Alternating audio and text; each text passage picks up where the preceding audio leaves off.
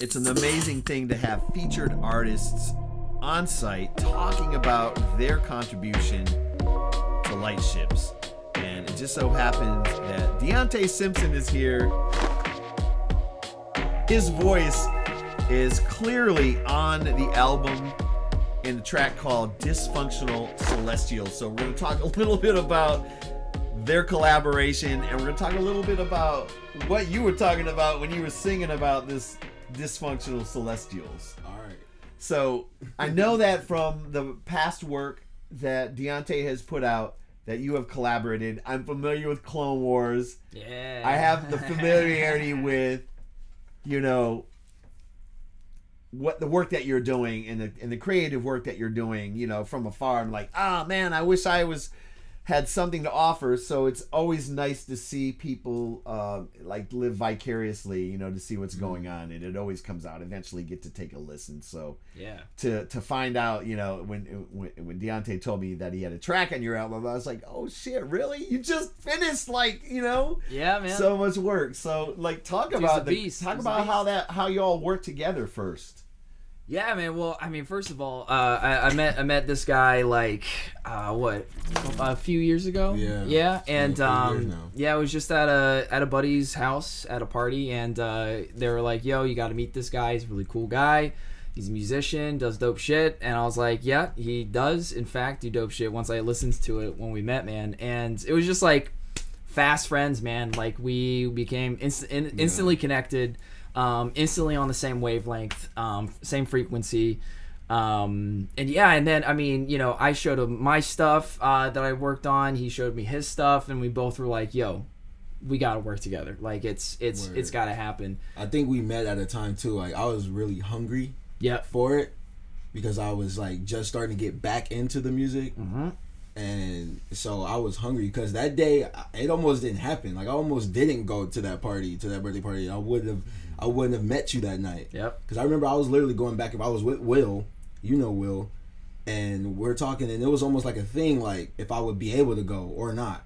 But Will was like, "Do you want to go?" I was like, "Yes, bro, I want to go," because I did want to see Anthony. Yeah. So I was like, "All right, I want to go," and like I made it happen. Like I was dude. like, I wasn't taking no for answer that day. Like Yeah, low man. key, Hey, and yo. then like literally bumped into him, and we like clicked instantly. We were just talking about music, and I saw the passion he had for it. I didn't really know exactly what you did with music, but it was just like, you work in music, like, all right, let's collab, let's work together. I was hungry. I was really hungry at that time. Yeah, for sure. And like basically after, you know, a few months of interacting and showing each other's projects to one another, we just started writing music together. And then that's when right around that time is when I got the studio in Burbank.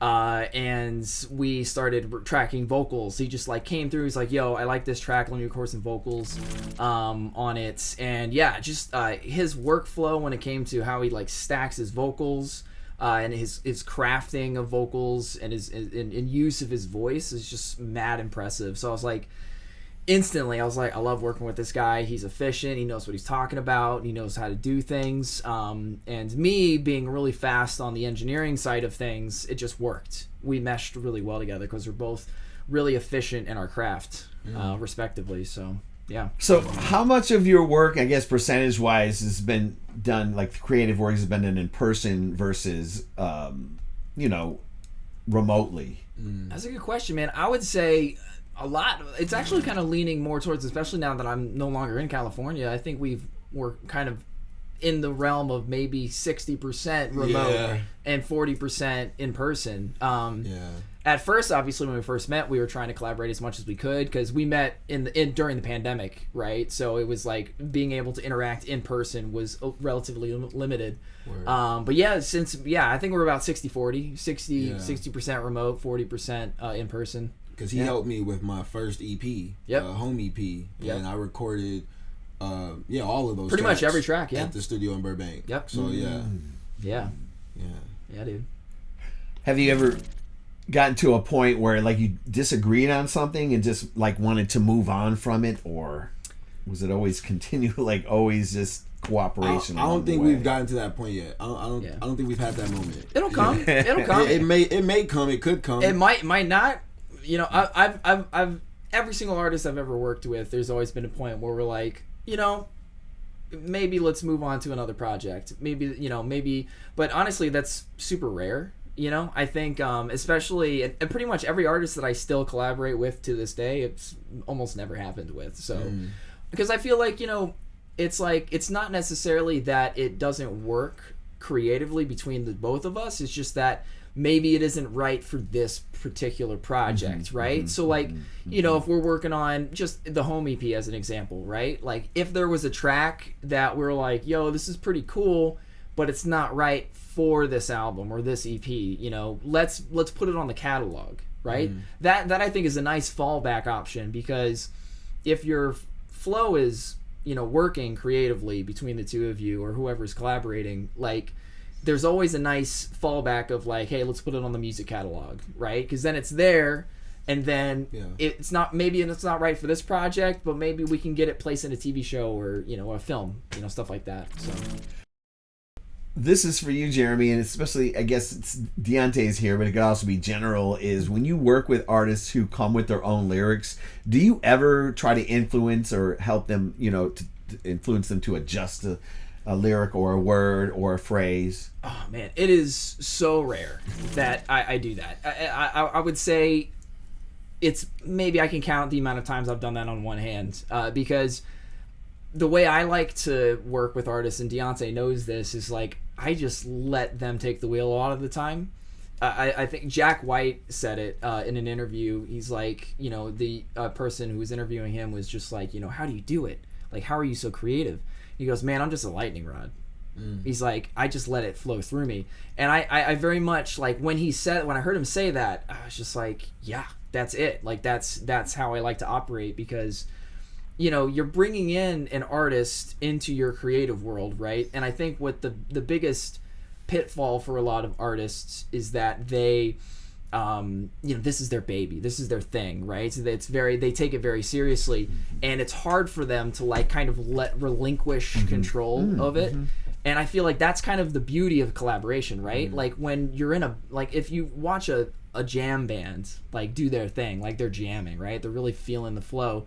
It's not one person is really taking ownership of the whole thing. It's everybody is just kind of playing off of each other's energy. So I feel like I really like to take that approach when I ask artists to be involved on a project. So like I said, if I ever intervene when it comes to lyrics, because like I can write stuff, but like I'm in no way, especially at this dude's caliber, like I'm not a lyricist, right? In the sense that I can like sit there in 10 minutes listening to a track and be like, yo, all right, I got something, like, this guy does that, and I'm just like, I can't do that. So I just relinquish control, and I'm like, you know what, do your thing, man. And then a lot of the time, especially with Dysfunctional Celestials as an example, a lot of the time I'm like, yo, here's the instrumental, tell me how you feel.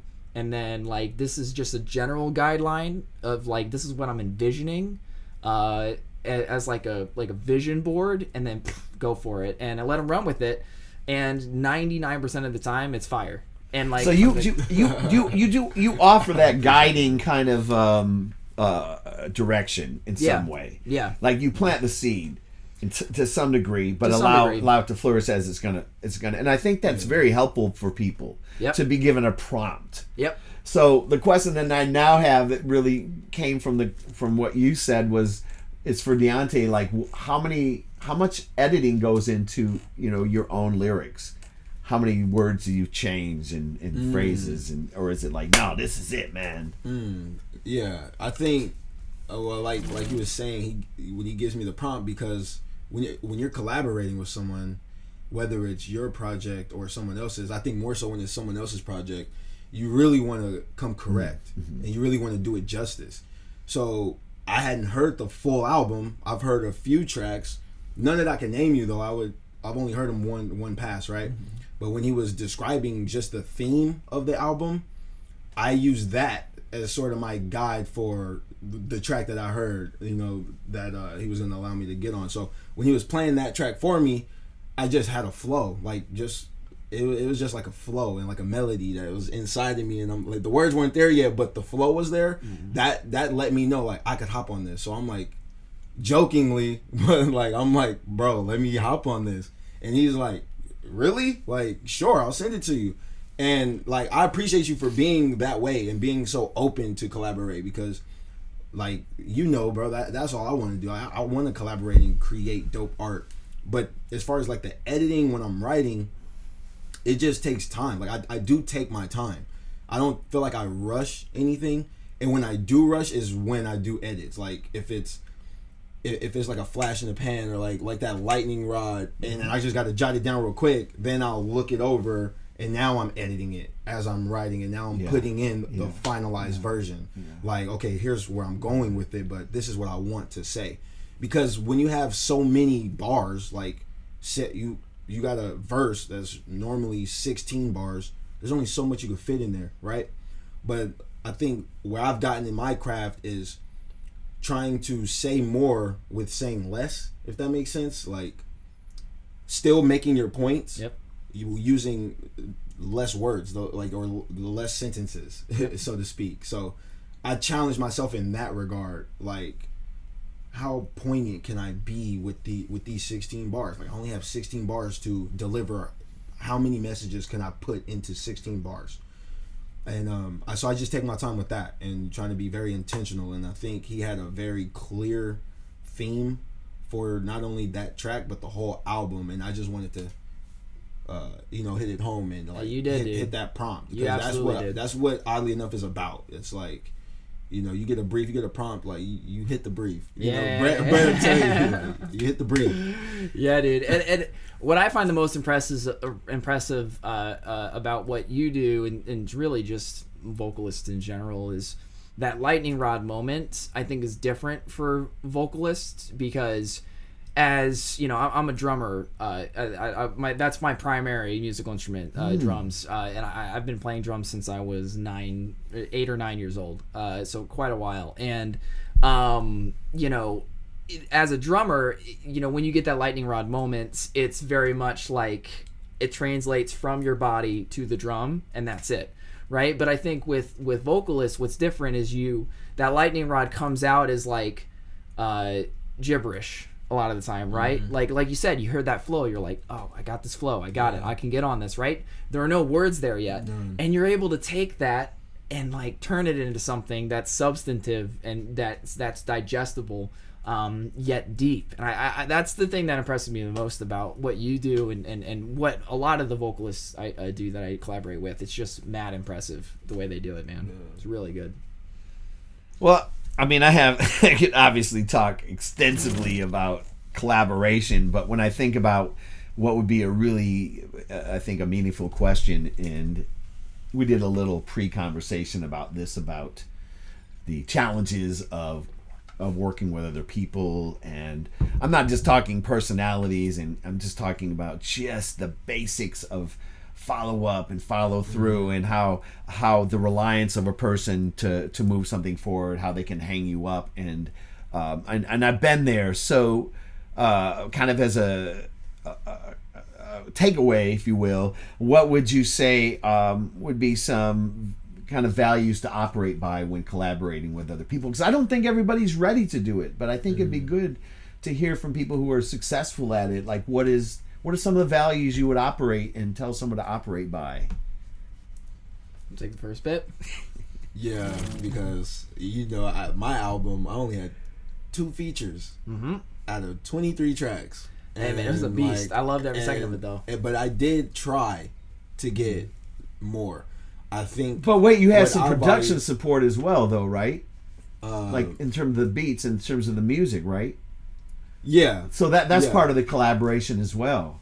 Yeah. I mean, it's like just a producer putting his beats online for sale, and then me finding them and saying, right. Hey, I think there's a minor collaboration there that might be a good. Still a little bit. At least you didn't. If some people want to create the music, they want to do everything, but to be able to do that and find that is kind of the first level into collaboration. It's more passive, but it can become more active as it has, right? Yeah, I mean, and that with our collaboration specifically, it's because Effortless He was I mean, that was all this dude's brainchild. Like he came up with it, and then he went out, got the purchased beats from the producers, and then did his thing, and mad impressive. Like the thing I'll say about like the success of our collaboration specifically is like, you know, the thing that I would you know, warrant as advice is like, you know, always be open-minded.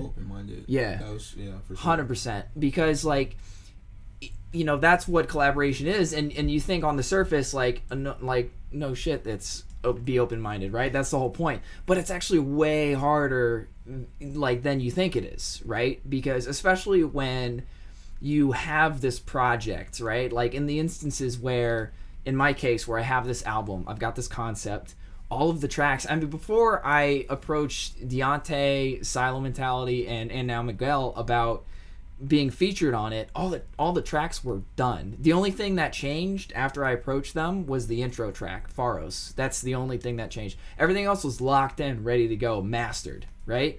So it's very easy when you're at that stage in your creative project to not want to relinquish control, which is what I talked about a little bit earlier.